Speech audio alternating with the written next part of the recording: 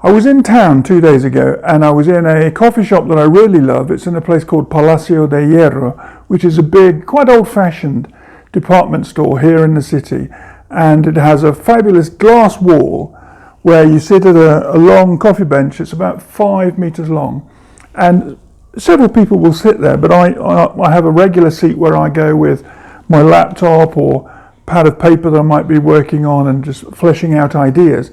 And I'd been there perhaps 10 minutes. I was still on my first coffee, and a couple of very smart, suited gentlemen came in and sat themselves down just a meter away from me, and some really elegant leather shoulder bags, and they took out a laptop from one and several pads of paper, and they set themselves up just a little bit further down the bench, so I couldn't see the screen they were looking at.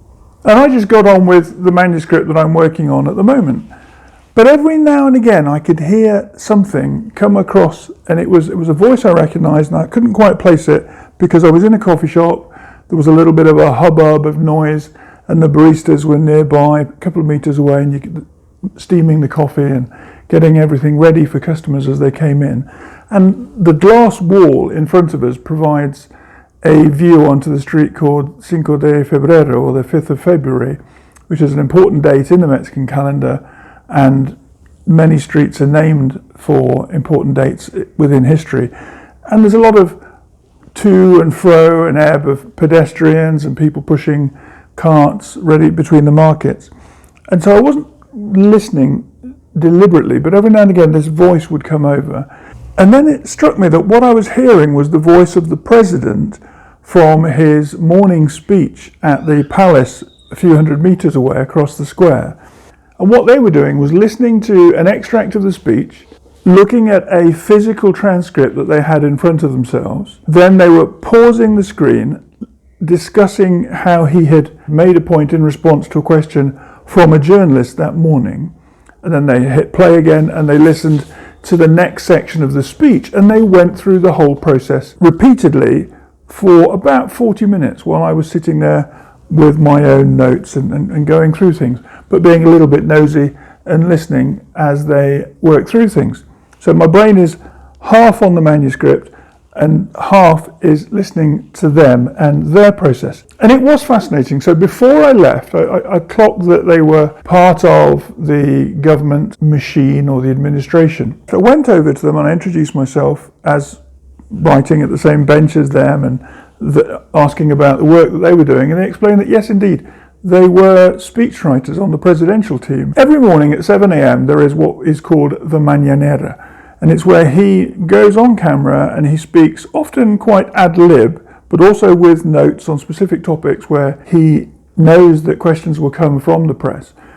And he will speak about topics to a television audience of probably around 10 million people every morning. So it's hugely popular, not just here in Mexico City, but across the whole nation. But lots of Mexicans who are expats working in the States or Canada or wherever they are in the world, they will also tune in and watch it live, or they'll listen to it on podcast, and it keeps them in touch with things that are happening in Mexico generally. No other president has done this. It's a little bit like Roosevelt's fireside chats from the 1930s. It's a way of keeping existing fans and loyal supporters of the president close to what's going on and what his thinking is, but it's also a way for him to deal every single morning with the criticisms of the press, the inquiries from the press about government projects and some of the pet projects that the president has for the country. And of course, it allows him to get his message across to a loyal audience every single day of the week. I asked them about what their process is as presidential speechwriters, and they explained that every morning they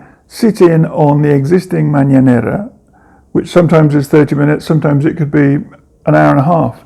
It varies enormously according to how engaged the president wants to be in the questions that are fronted to him, or what he wants to promote on his own agenda for the presidential office to the country and to the cabinet. So we got talking about what it is they do, and I explained my fascination for the written word, and they explained that they will go to the Mañanera each morning.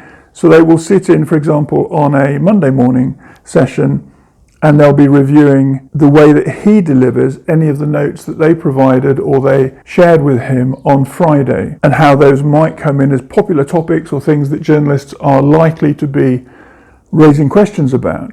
The president is primed to have responses, and sometimes he will go off the notes that they have given him as briefing notes. At other times, he will be off topic and he will speak his own mind about what his perspective is on that situation or that government project and defend or explain the things that are happening. Sometimes the mañaneras take place in a city when he's on tour in a different part of the country. At other times, they're from an office within the presidential palace in the center of Mexico City. What they were doing in the coffee shop that particular morning while I was there was they were talking about the speech he had just given. They were talking about that aspect of it where they had written and provided briefing notes the day before. And then they were making notes about his body language, the tone of voice, how he delivered it with gestures, and the emphasis he put into certain words that they had structured and created for him to use, and how other times he'd completely gone off topic, hadn't responded to the notes, and had done either a good job or they had a perspective on how he could have done it differently. Three of us, between us, talked about the basics of speech writing and how their professional writing process impacts the presidential office. And it was fascinating. And these are the 3 points that between us we came up with. The first thing he's doing, he is speaking largely to a loyal audience. And you or I as writers, we have our audience, and we have to think about how we develop our message and our story for that audience group. And for non-fiction, it will be a particular niche and a segment of society that are looking at your product and buying your books or your audio content. For a storytelling audience, you do have a specific niche group of people who have an interest in what you write about, and it is to those people that you are delivering your message. The second thing we looked at is being ready for themes that are current and valid, and right now they are of importance to your audience. So for example, I've recently done a series of videos about my Climbing After Debt book. Then I did a series of 6 videos about the Declutter Your Home. I'm just about to do the ones about household budgeting. The household budgeting is even more important than ever because of interest rate rises, so people who are borrowing money are now paying more for that, and they've either got to make their loan work harder before it's cleared and repaid, or they've got to think about how can I raise more money in a given month so that I can cover my mortgage now that interest rates have gone up on my cost of finance my home or on a vehicle loan, things like that. And so I'm going to create more content this month which is about budget related activity. And what these 2 speechwriters were talking about is how they get a sense from the press what the journalists are going to be asking about. Some journalists will pre-deliver their questions, so the president is ready and the speechwriters can provide him with very specific notes that he can work from, and he can consult and respond to the journalists from the background of having notes ready. Other times, as I've said, he will speak off topic. Sometimes the speechwriters are caught unawares by that. At other times, his responses can be appropriate. The third thing we identified within this topic of the power of the written word and using it professionally was making strong points. One of the things the president has to do in his mañaneras every morning is address 2 or 3 themes which journalists are very emphatic about and where they want much clearer answers than they may have had the previous day or the previous week.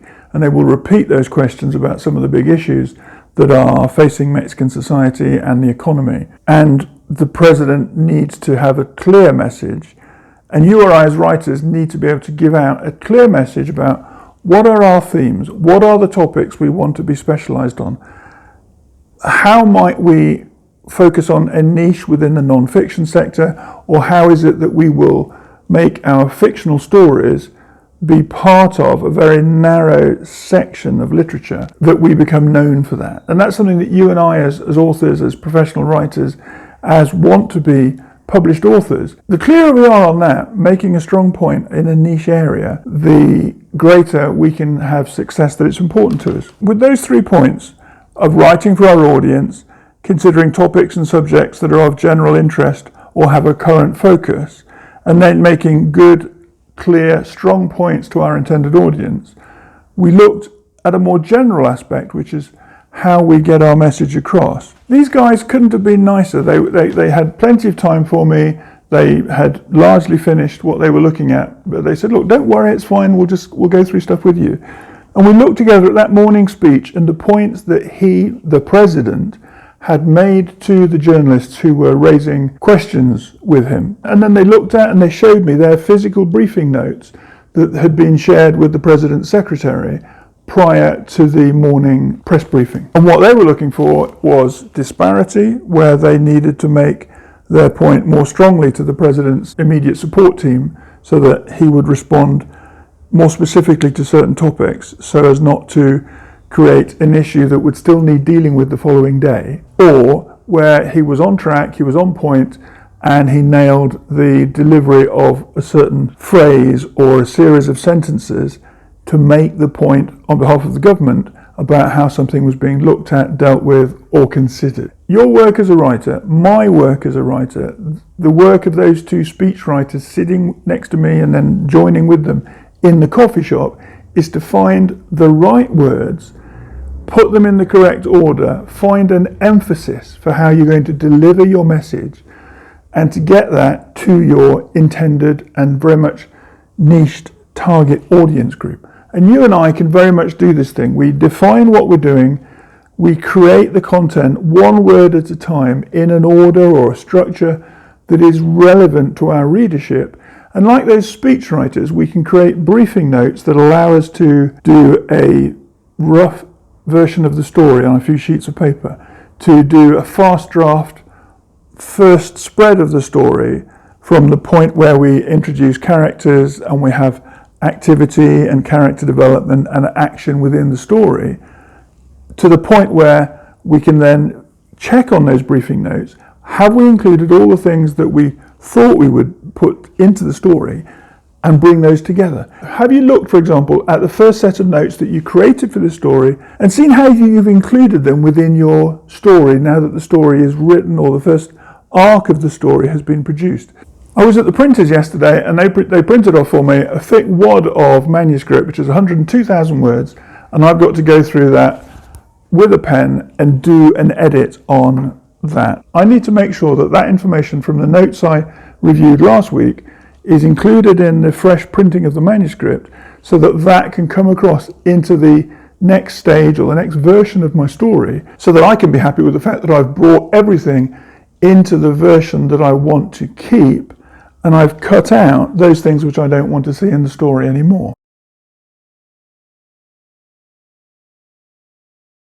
So one sentence at a time, one paragraph at a time, you can do this. You know who your audience are. You know the other people they read and they follow and they enjoy engaging with. You can create content based on your briefing notes, and you can deliver a finished product that is what your audience would like to consume, to buy and to enjoy, and of course to recommend to their social networks and their friendship groups. It was amazing to watch those two guys work through the speech that had been filmed, to look at their notes, to see what had been included, omitted, improved upon, or ignored altogether, but to realize that they weren't going to get upset by that. They were professional writers, they had done their job, they had delivered content that could be used by their audience, in this case the nation, but delivered by the president, and they were happy with what they did. And for me as a writer, it was great to watch that happen. And you and I can learn from what they were doing, and we can bring that sense of briefing notes, preparation of our story, getting our message right, and having the strong delivery of the points that are really important. Wherever you are, happy writing.